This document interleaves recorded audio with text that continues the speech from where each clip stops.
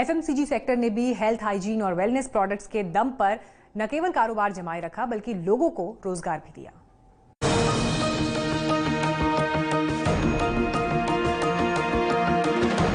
Corona काल में ज्यादातर सेक्टर संकट का सामना कर रहे हैं, लेकिन जिस तरह पीएम ने बार बार आपदा में अवसर खोजने की बात कही है, उसका असर भी कई सेक्टर्स के कारोबार में आए बदलाव के तौर पर देखा जा रहा है। सबसे बड़ा फायदा ई कॉमर्स सेक्टर और डायरेक्ट सेलिंग इंडस्ट्री को मिला है।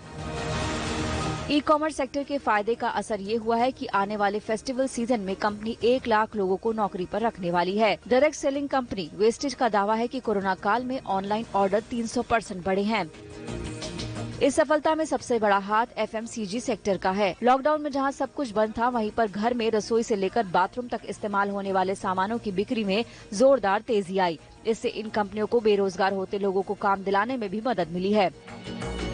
वेस्टेज के मुताबिक कंपनी ने लॉकडाउन में 20 लाख लोगों को अपने नेटवर्क में शामिल किया। ज्यादातर एफएमसीजी कंपनियों की बिक्री में हेल्थ, हाइजीन और वेलनेस प्रोडक्ट्स की बिक्री ने बड़ा रोल निभाया और इन्हें वेस्टेज जैसी कंपनियों की बिक्री में 90% का योगदान दिया। अगस्त में हेल्थ, हाइजीन और वेलनेस प्रोडक्ट्स का पोर्टफोलियो 40% बढ़ गया है। डायरेक्ट सेलिंग इंडस्ट्री का भारतीय मार्केट 2019 में 12.1% से बढ़कर $2.47 अरब पर था।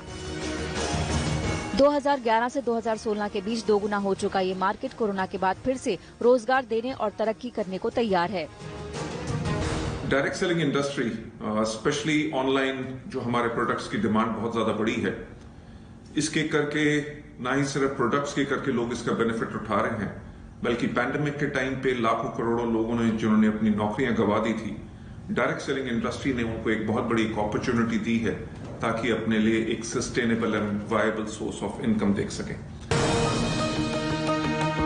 एफएमसीजी में हेल्थ, हाइजीन और वेलनेस के बाद ग्रोसरी प्रोडक्ट्स की डिमांड भी जबरदस्त रही। लॉकडाउन में तो घर में पकवान बनाने के लिए लोगों ने जमकर तमाम तरह के खाने पीने का सामान खरीदा। पिछले 4-5 महीनों में लोगों ने घर पे खाने के साथ ज्यादा एक्सपेरिमेंट किए हैं। रेस्टोरेंट्स डाइन इन बंद थे और सेफ्टी रीजंस के चलते फूड डिलीवरी भी काफी कम हो गई थी। कंज्यूमर्स ने अपने फेवरेट फूड को काफी मिस किया और इसके चलते घर पर बहुत एक्साइटिंग डिशेस बनाए, जैसे सैंडविचेस, बर्गर्स, रैप्स, पिज्जा और पास्ता।